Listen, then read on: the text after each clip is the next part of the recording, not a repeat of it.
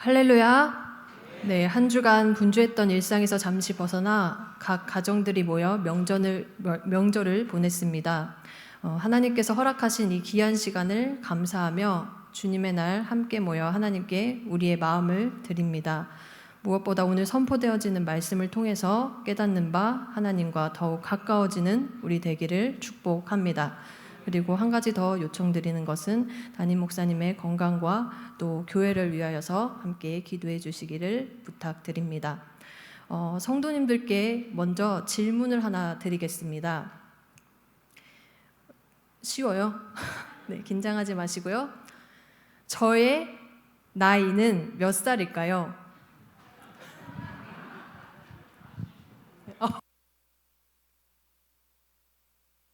네? 네?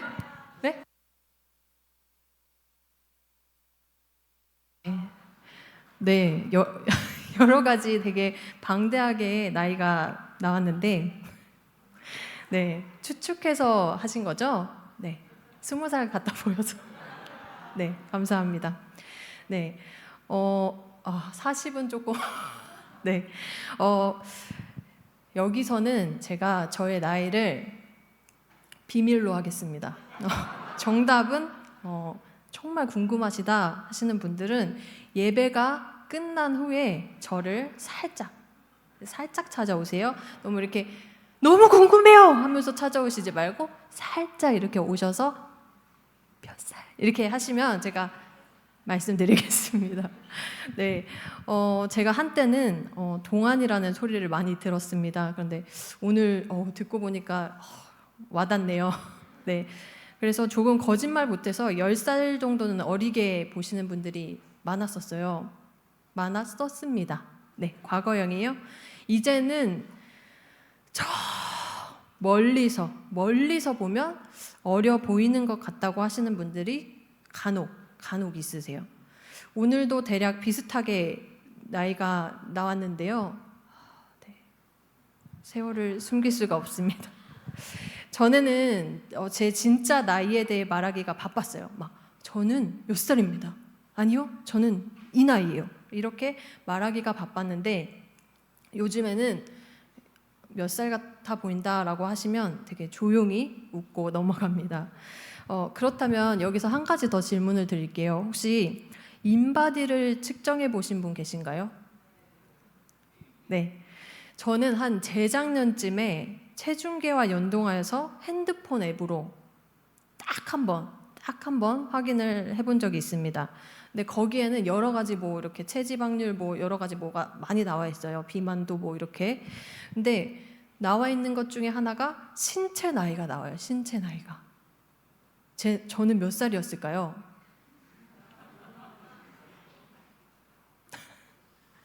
신체 나이는 무려 10살이 더 많게 나왔습니다. 충격과 공포였어요. 그렇게 얼굴 나이로 내심 자부하고 있었는데 신체 나이는 말을 잇지 못할 정도였습니다. 그래서 그 후로 이제 안 먹던 비타민을 찾아 먹기 시작했다고 합니다. 네, 그랬대요. 네, 저를 이제 하나의 예로 들어서 이렇게 설명을 했지만 이처럼 겉으로 보여지는 나이는 제각각일 수 있습니다. 그리고 우리는 겉으로 보여지는 이것에 주목을 하기 마련인데요. 오늘 바울의 기도에서 그 기도의 내용에서 우리의 속사람은 어떠한가라는 질문을 가져봅니다. 우리의 속사람 보이지는 않는데 보여질 거예요. 이제 겉으로도 보여질 그 속사람에 대해서 우리가 말씀을 통해서 한번 나눠보고 이번 한 주간을 살아갈 때 우리의 속사람이 어떠한지에 대해 또 질문하고 답하는 성도님들 되시길 축복합니다. 에베소서 1장 1절부터 한번 읽어보도록 하겠습니다. 함께 읽겠습니다. 하나님의 뜻으로 말미암아 그리스도 예수의 사도된 바울은 에베소에 있는 성도들과 그리스도 예수 안에 있는 신실한 자들에게 편지하노니. 네, 우리가 볼 이 에베소서 이 본문은 바울이 에베소에 있는 성도들과 그리고 그리스도 예수 안에 있는 신실한 자들에게 편지한 그 편지의 내용입니다. 그런데 여기에 이제 특징이 하나 있는데요. 바울이 편지를 보낼 때마다 교회를 향한 그의 기도도 같이 기록을 했다는 것입니다. 그런데 여기 에베소서에는 두 번이 나와요. 앞부분인 1장 15절에서부터 19절이 첫 번째 기도에 해당이 되고, 그리고 오늘 우리가 읽은 이 본문에 해당하는 부분이 두 번째 기도입니다. 그가 이렇게 계속해서 기도할 수밖에 없었던 상황이 있었어요. 그 상황을 3장 1절에서 한번 확인하겠습니다. 3장 1절입니다. 함께 읽겠습니다. 이러므로 그리스도 예수의 일로 너희 이방인을 위하여 갇힌 자 된 나 바울. 네, 지금 바울은 갇혀 있습니다. 복음을 선포하다가 그렇게 전하다가 갇혀 있고, 에베소 교회와의 이 서로 만남을 지금 자유롭게 할 수 없는 그러한 상황 가운데 놓여 있었어요. 바울이 직접 에베소 교회를 방문할 수는 없었지만, 그런데 그는 그들을 향한 기도를 하고 있었다라는 것을 우리가 기억해야 할 것입니다. 그는 자신의 상황에 낙담하거나 주춤하지 않고 오히려 기도의 자리로 나아갔습니다. 그리고 그들과 함께 간구할 내용을 공유했어요. 함께 했어요. 나만 이렇게 기도하는 것이 아니라 교회를 향한 이 기도를 우리가 함께 품고 한 마음으로 나아가자라고 이렇게 선포한 것입니다. 그 내용을 우리가 이제 살펴보면서 말씀으로 결단을 할 텐데, 그것을 살펴보기에 앞서 바울의 기도 자세와 그다음에 기도의 대상에 대해서 잠시 보도록 하겠습니다. 먼저 14절과 15절 말씀을 읽겠습니다. 함께 읽겠습니다. 이러므로 내가 하늘과 땅에 있는 각 족속에게 이름을 주신 아버지 앞에 무릎을 꿇고 비노니. 네, 앞서서 3장 1절에서도 이러므로라고 했고요. 이러므로라고 했고 14절 그대로 펴주시면 좋겠어요. 14절에도 보시면 이러므로라고 되어 있어요. 아까 우리가 바울이 갇힌 자 된 바울이다라고 했잖아요. 그 부분도 이러므로로 되어 있고 여기도 이러므로라고 되어 있습니다. 동일한 의미로 보시면 되는데 3장 1절에서 이곳으로 팡 건너뛰어서 이렇게 넘어와서 말씀을 읽어도 어색하지가 않습니다. 그 사이에 있는 2절과 13절은 삽입된 구절이기 때문인데요. 왜 자신이 감옥에 갇혀야 했는지, 또한 그 의미가 무엇인지를 그 안에서 설명을 해주고 있어요. 그래서 2절과 13절을 잠깐 가로 속에 넣고 1절 갇힌 바 된 바울은 이제 이렇게 기도를 합니다 라고 해서 14절부터 딱 연결을 하면 돼요. 그러면 왜 이러한 기도를 하는가? 그거는 2장에서 말했던 것을 이어받고 있어요. 바울은 2장 끝부분에서 에베소 교회가 하나님이 거하실 처소가 되기 위해 함께 지어져 간다고 증거했습니다. 서로 따로 너 각자 나 각자 바로 이렇게 흩어져서 있는 것이 아니라 함께 지어져 가는 교회이다. 그러면서 이제 그 교회를 향한 기도를 하고 있는 그런 부분입니다. 4장부터가 본격적으로 함께 지어져 가는 이 교회의 실천적인 면, 그러면 어떻게 함께 지어져 갈 것인가, 요거를 이제 이야기를 해줘야 돼요. 그래서 그것을 이제 이야기하기 이전에 기도가 나왔다라는 점을 우리가 주목해 보아야 할 것입니다. 네. 그러니까 바울이 2절에서 우리는 함께 지어져가는 교회입니다 라고 이야기를 했고, 2장에서 3장에서 그 교회에 대한 향한 기도를 했고, 그리고 그 교회가 이제는 실천적으로 어떻게 나아갈 것인지를 4장부터 쭉 이야기를 하고 있다. 요거를 우리가 머릿속으로 이제 기억하고 가시면 좋겠습니다. 그리고 이제 바울의 그 기도의 자세를 한번 확인할 텐데요. 어떠한 심정이었는지, 이 사람이 지금 에베소 교회에 달려가고 싶지만 달려갈 수 없는, 막혀있는, 장애물로 가득 차 있는 그 상황 속에서 어떻게 기도를 했냐면 무릎을 꿇었다라고 합니다. 아버지 앞에 무릎을 꿇었다. 당시 유대인들은 기도할 때 보통 서서 했다고 합니다. 그런데 이제 간절함의 표시로 무릎을 꿇어서 기도를 이렇게 했다고 해요. 예수님께서도 십자가를 지시기 전날 밤에 겟세마네에서 기도하실 때 무릎을 꿇고 얼굴을 땅에 대고 기도하였다라고 합니다. 그렇게 바울은 간절한 지금 마음으로, 절실한 심정으로 교회를 향하여서 교회를 생각하면서 그렇게 하나님 앞에 그 교회를 드리며 기도를 했던 것이죠. 다시 한번 15절을 자세히 보면 기도의 대상을 다시 한번 우리가 보게 되는데요. 기도의 대상을 이스라엘의 하나님이라고 하지 않습니다. 뭐라고 하냐면 그 14절 15절에 이렇게 넘어갈 때 모든 족속에게 이름을 주신 아버지라고 이렇게 이야기를 하고 있어요. 이 기도의 대상이 왜 또 중요한가? 거기에는 그게 담겨 있거든요. 바울의 그 고백이 담겨 있거든요. 편지를 읽고 있는 이 수신자들은 계속해서 유대인과 이방인을 나누어 이렇게 생각을 했습니다. 우리는 함께 갈 수 없고, 우린 다르고, 서로 다르고, 이렇게. 그러나 하나님께 볼 때 유대인이나 이방인이나 모든 족속에 해당하는 거죠. 이 족속이라는 말은 아버지가 같은 가족이다라는 말이에요. 아버지, 한 분 하나님, 그분을 모시고 있는 가족 공동체. 나와 너의 구분이 아니라 우리로 하나님 아버지께서 부르고 계셨다. 그렇게 불러서 함께 지어져 가고 있다라는 그 고백이 담겨 있습니다. 그런데 또한 그 아버지께서 이름을 주셨으니 그들 각자의 존재의 의미를 부여해 주셨다라는 것이 포함되는 것이죠. 이것을 이제 종합해 보면 이 바울의 기도의 대상인 이 모든 족속에 이름을 주신 아버지라는 이것을 종합해 보면 하나님은 유대인과 이방인 그리고 모든 가족을 다스리시는 크신 분이면서 동시에 아버지라 불리실 만큼 모두와 가까이 계신 분이다라는 것이에요.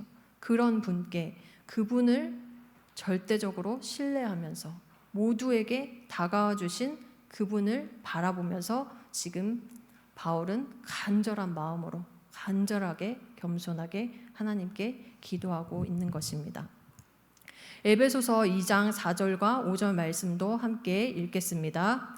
긍휼이 풍성하신 하나님 우리를 사랑하신 그 큰 사랑을 인하여 허물로 죽은 우리를 그리스도와 함께 살리셨고 너희는 은혜로 구원을 받은 것이라. 아멘. 유대인과 이방인을 결코 나누지 않고 있어요. 그들 모두는 동일한 은혜로 구원을 받았습니다. 하나님은 이들 한 사람 한 사람을 불러 교회를 이루셨습니다. 우리 또한 마찬가지죠. 우리가 어떠한 사람이냐 그거와는 별개로 우리 한 사람 한 사람을 불러 이 청함 공동체로 교회로 불러 주셨습니다. 우리가 이곳에 있는 것이 우연이 아니라 하나님의 부르심에 의한 연합인 것을 우리는 기억하며 나아가야 할 것입니다.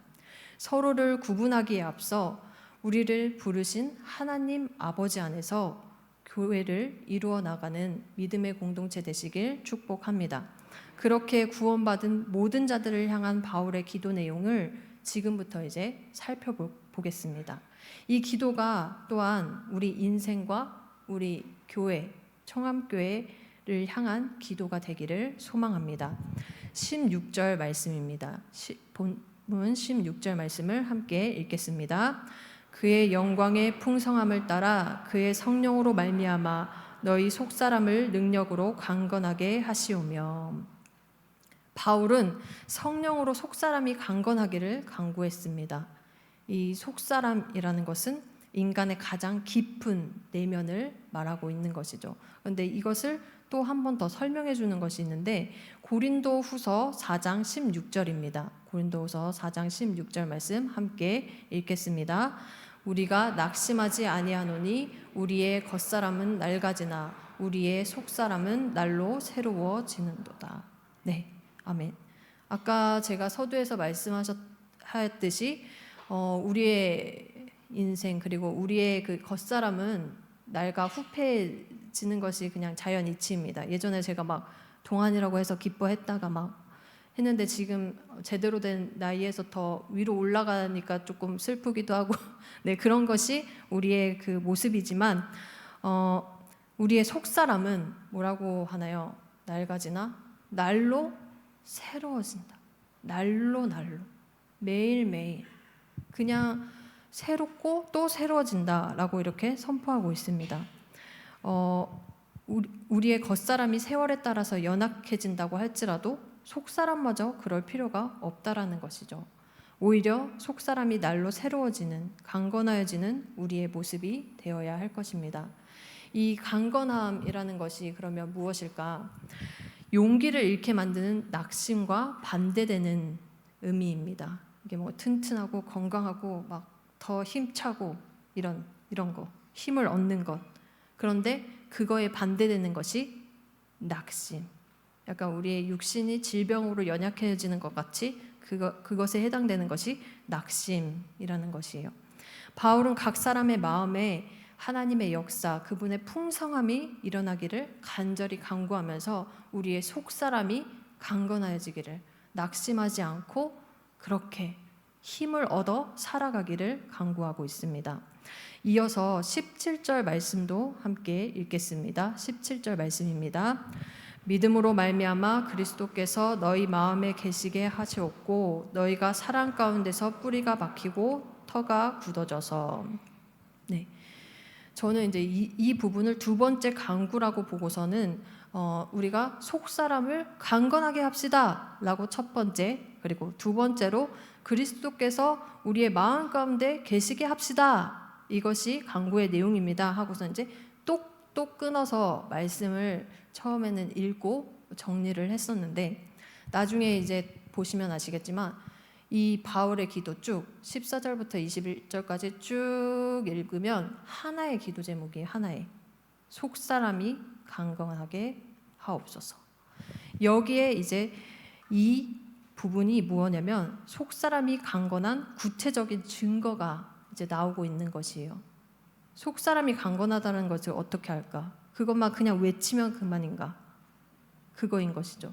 하나님, 저의 속사람이 강건했으면 좋겠습니다. 힘이 났으면 좋겠습니다. 이걸로 끝나는 게 아니고 그럼 그 증거가 무엇이냐? 그것이 이제 17절부터 쭉 나오고 있는 것이에요. 첫 번째가 그리스도께서 너희 마음에 계시게 하시옵고 우리의 마음 가운데 예수 그리스도가 거하신다. 속사람이 강건하다라는 그러한 증거. 이렇게 연결이 되는 것이죠. 강건한 사람의 마음에는 그리스도께서 살아 계십니다. 거주하고 계십니다. 이것은 일시적인 것이 아니에요. 우리의 마음에 따라 갈팡질팡 예수님께서 오셨다가 가셨다가 반복하는 것이 아닌 우리의 마음 가운데 자리를 잡고 계시는 것을 말합니다. 각자의 라이프 스타일을 존중하여서 경계를 삼아가지고 예수님 지금은 저를 주장해 주세요. 그런데 제가 지금은 조금 피곤하거든요. 제가 지금은 조금 바빠요. 그래서 잠시 나가주세요. 이렇게 하는 것이 아니라 경계를 무너뜨리고 서로가 친밀하게 함께하는 것입니다. 지속적으로 예수님이 내 삶의 주인이 되신 순간부터 날마다 그분의 인도하심을 따라 나아가게 되는 것이죠. 만약 속사람이 강건하지 못하다면 바울처럼 이렇게 기도할 수 없는 환경 속에서 쉽게 낙담하게 될 것입니다. 갇힘받은 것이 가장 크게 느껴지고 그리고 예수님의 그 원래 있어야 할 그 자리에 낙담이 그 자리를 차지하고 있어요. 그래서 예수님이 그 자리에 계신 줄도 모르고 나의 의지로 다음 스텝을 결정하고 그것이 잘못된 방향인지도 모른 채 나아가기 바쁩니다. 그러나 강건하다면 그보다 극심한 상황이 앞에 마주하고 있을지라도 절대로 성급하지가 않죠. 낙심하지 않습니다. 바울은 또 계속해서 이어지는데 예수님께서 그 마음 가운데 거주하시니까 어떻게 되냐? 사랑 가운데서 뿌리가 박히고 터가 굳어진다라고 합니다. 예수님이 내 안에 계세요. 그러면 그걸 또 이제 어떻게 나타내는가? 그것이 바로 사랑이라는 것이죠. 계속해서 이제 구체적으로 쭉쭉쭉쭉 들어가는 거예요. 이 역시 속사람이 강건한 증거입니다. 나무의 뿌리와 집의 터가 우리의 눈에는 보이지가 않습니다. 그래서 그것을 쉽게 놓칠 때가 있어요. 그냥 잠시 미뤄두는 것이죠. 우리의 삶에 우리를 향한 하나님의 사랑이 얼마나 깊게 뿌리내고 굳건한지 평소에는 그냥 지나칠 수 있습니다. 겉보기에 우뚝 서 있는 나무와 건물을 보느라 그것으로 안심할 수가 있어요. 그러나 아무리 튼튼해 보이는 나무일지라도 웅장하고 화려한 건물일지라도 폭풍우가 올 때에 이것이 얼마나 중요한지 절실해집니다. 거기서 결판이 나게 돼요. 나무는 흔들리다 뽑힐 수 있고 건물은 금이 가다가 무너질 수 있습니다. 그래서 우리의 뿌리와 터가 되는 그 사랑이 깊게 우리 안에 박혀 있어야 되는 것이죠. 그것이 우리의 삶이 강건하여지고 또한 견고해질 수 있는 유일한 길이 됩니다. 에베소서 2장 1절과 3절을 보면 우리는 허물과 죄로 죽었고 본질상 진노의 자녀였다고 합니다. 그런데 그럼에도 하나님께서는 우리를 예수 그리스도의 사랑으로 살리셨습니다. 그 사랑이 이제 십자가에 새겨져 있고 우리는 날마다 그 십자가의 사랑을 묵상하며 그리고 바라보며 나아가고 있는 것이죠. 그래서 우리는 이러한 삶을 살아갈 수 있습니다. 갈라디아서 2장 20절 말씀입니다. 함께 읽겠습니다. 내가 그리스도와 함께 십자가에 못 박혔나니 그런즉 이제는 내가 사는 것이 아니요 오직 내 안에 그리스도께서 사시는 것이라. 이제 내가 육체 가운데 사는 것은 나를 사랑하사 나를 위하여 자기 자신을 버리신 하나님의 아들을 믿는 믿음 안에서 사는 것이라. 아멘. 성령으로 속사람이 강건해야지만 우리 안에 예수님이 거주하실 수 있고 사랑 가운데 뿌리를 받고 터가 굳어질 수 있습니다. 저의 이야기를 잠시 나누려 합니다. 저에게 오랫동안 슬럼프 같이 어려운 시간이 찾아온 적이 있었습니다. 그냥 늪이었어요. 계속 그냥 빠져들어가는. 무엇을 해도 심지어 하지 않아도 그냥 지친다라는 이 마음이 반복해서 저를 계속 그렇게 괴롭혔어요. 빠져나오기가 되게 어려웠습니다. 그렇게 이제 한없이 무너져 내리고 있을 때, 앞이 보이지 않고 있을 때, 더는 이제 못하겠다라고 했을 때, 이제 그제서야 기도를 하게 되었습니다. 어떻게든 제 힘으로 버텨보려고 애를 쓰다가 이제 마지막 호흡한다라는 그 심정으로 겨우 했어요. 겨우 그것도. 잘하는 것도 없고 이제는 하고 싶은 것도 없다 이렇게 푸념하면서 울면서 그렇게 기도를 했는데 그때 하나님께서 이러한 마음을 저에게 부어주셨습니다. 그 마음이 저를 다시 일으켜 세웠는데요. 십자가를 바라보게 하셨습니다. 그리고 이러한 마음을 주셨어요. 내 평생에 십자가에서 예수 그리스도가 보여준 그 사랑을 진짜 안다면 충분하다. 그 사랑 알기를 원한다. 그 사랑 때문에 너를 불렀다. 더 가까이 오라. 날마다 더 가까이 오라. 내가 너를 전심으로 사랑한 것 같이 너 또한 나를 그렇게 사랑해 줄 수는 없겠니? 그거면 된다. 강건하지 않을 때는 우리의 마음에 예수님이 자리할 공간이 없습니다. 그래서 계속 낙심하고 다른 것을 찾게 되고 또 그거의 허무함과 허전함 때문에 또 넘어지고 계속해서 낙심으로 가득 찬 그 삶을 살아갈 수밖에 없는 것이죠. 그러나 이 강건함의 증거, 이 예수 그리스도와 그분의 사랑이 이어지는 우리의 속사람이 있기를 간절히 소망합니다. 그것으로 살아가야만 하고 그렇게 모인 속사람들이 모인 이곳이 바로 예수의 생명이 선포되어지는 이 교회입니다. 이 교회에서 무엇이 선포되어져야 할까요? 우리 안에 살아계신 예수 그리스도의 그 생명과 그 사랑, 그 은혜가 이곳에서 이곳에서 선포되어져야 할 것입니다. 계속해서 18절과 19절 말씀을 읽겠습니다. 함께 읽겠습니다. 능히 모든 성도와 함께 지식에 넘치는 그리스도의 사랑을 알고 그 너비와 길이와 높이와 깊이가 어떠함을 깨달아 하나님의 모든 충만하신 것으로 너희에게 충만하게 하시기를 구하노라. 아멘.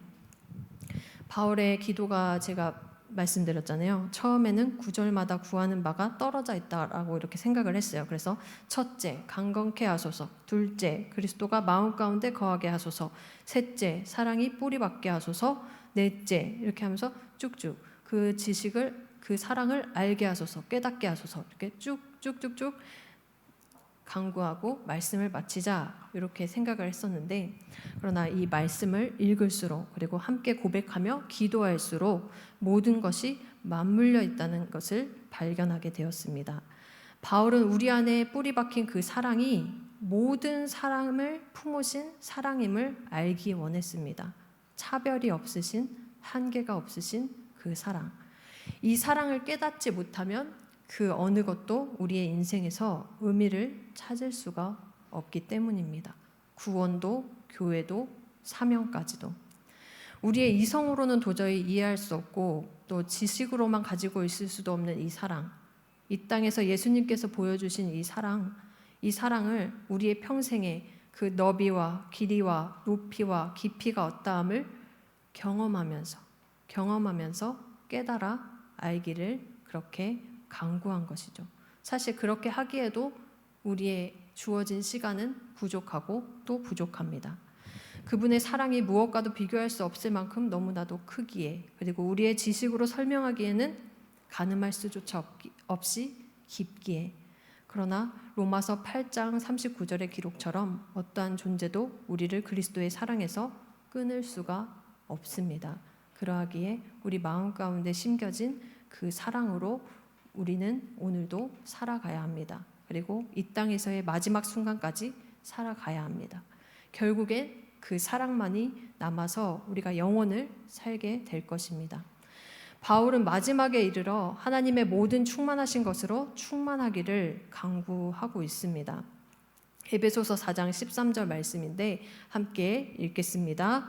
우리가 다 하나님의 아들을 믿는 것과 아는 일에 하나가 되어 온전한 사람을 이루어 그리스도의 장성한 분량이 충만한 데까지 이르리니. 아멘. 그는 누구보다 하나님을 섬기는데 열심이었던 바울이었습니다. 그러나 그 열심이 빗나가 있었죠. 예수 그리스도를 믿는 자들을 잡아다가 박해하고 핍박하고 죽였던 그러한 사람이었습니다. 그리고 그것을 되게 자랑으로 여겼던 사람이었어요. 그런데 그런 그에게도 예수님이 찾아오셔서 이방인을 위한 사도로 새롭게 부르셨습니다. 그리고 그의 삶에 이렇게 속사람이 강건하듯 예수님이 거주하시고 그분의 사랑으로 뿌리를 받고 견고해지니까 그 사랑으로 더욱 달려 나아가는 그러한 모습을 우리는 발견하게 되는데요. 편지를 쓰며 기록하고 있는 이 바울의 현실은 갇힌 바 되었다고 했습니다. 그의 현재는 자유롭게 에베소 교회에 방문할 수가 없어요. 우리의 상황 가운데도 이런 상황들이 충분히 놓일 수가 있습니다. 남들이 보기에 근데 멈춰있는 듯 해요. 바울이 감옥에서 저 사람은 뭘 하는 건가? 복음을 전하지도 못하고 이렇게 보일 수도 있지만, 그러나 그는 누구보다 움직이고 있었습니다. 에베소 교회를 적극적으로 만나고 있었던 거죠. 기도를 통하여서 우리가 함께 지어져 가자. 속사람을 강건케 하여서 그렇게 나아가자.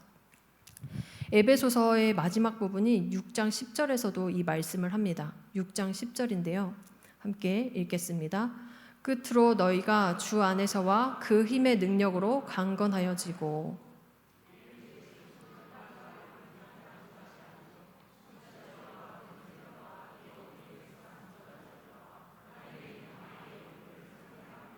아멘.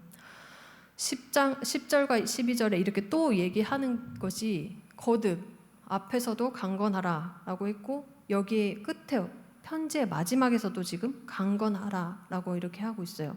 이 강건함을 거듭해서 이야기하는 것은 우리의 가는 길이 영적 전쟁터이기 때문입니다. 이렇게 혈과 육을 상대하는 것이 아니라 악의 영들을 상대하는 그 싸움을 이 교회가 함께 지어져서 가고 있기 때문이에요.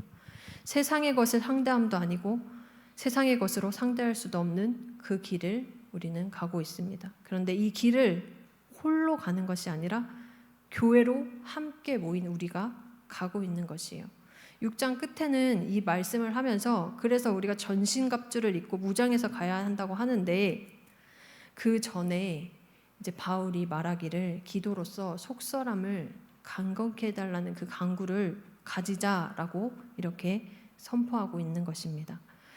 바울에게 있어 갇힘받은 것은 장애물이 아니었습니다. 에베소 교회도 마찬가지였죠.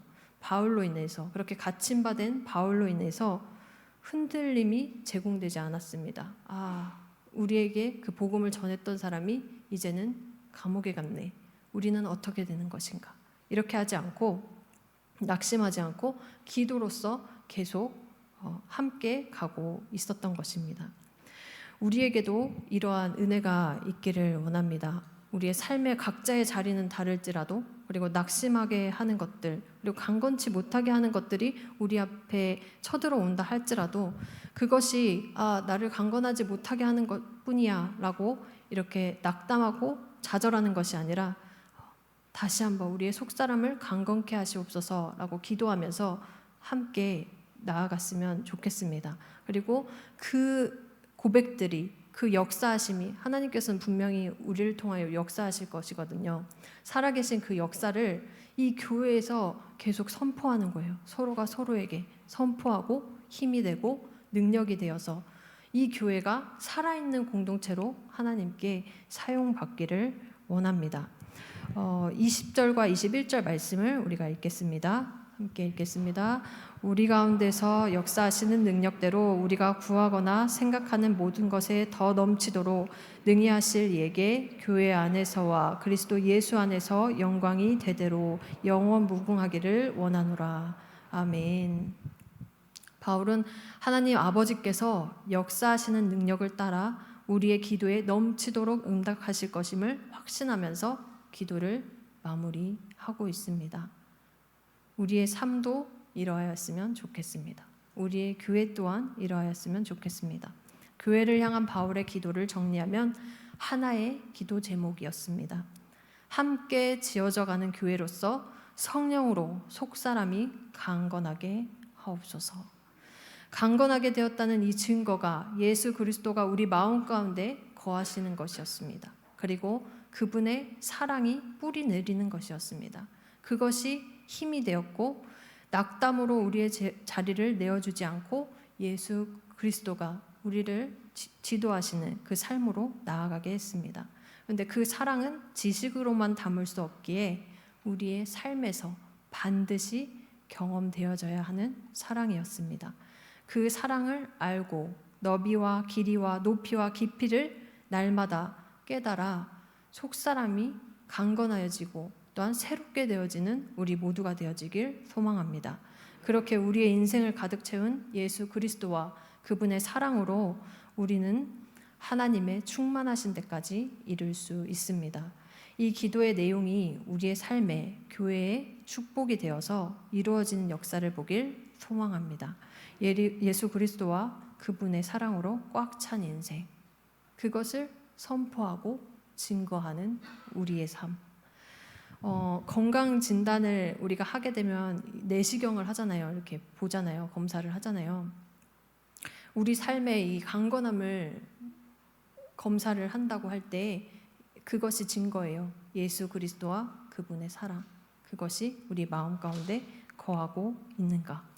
그것을 날마다 점검하시고 영적 전쟁에서 날마다 승리하여 굳건한 교회로 세움받는 우리 모두 되어지기를 소망합니다. 우리 삶의 최고의 무기, 우리의 모든 것, 예수 그리스도로 사는 우리의 인생 되시길 축복합니다. 함께 들은 말씀을 기억하며 결단 찬송 다 함께 일어나 찬양하겠습니다.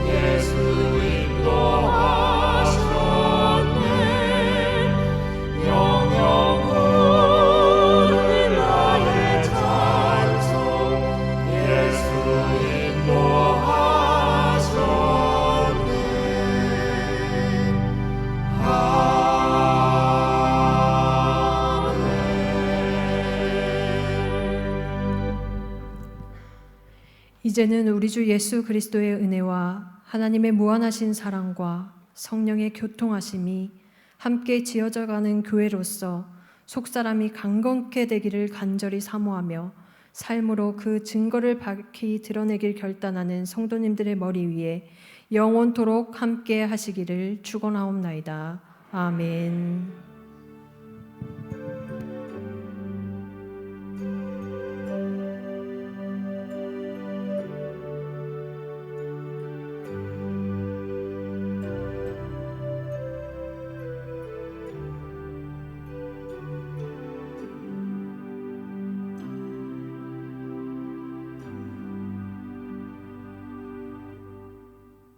사랑하는 성도 여러분, 이번 한 주간도 주님의 은혜로 승리합시다. 아멘.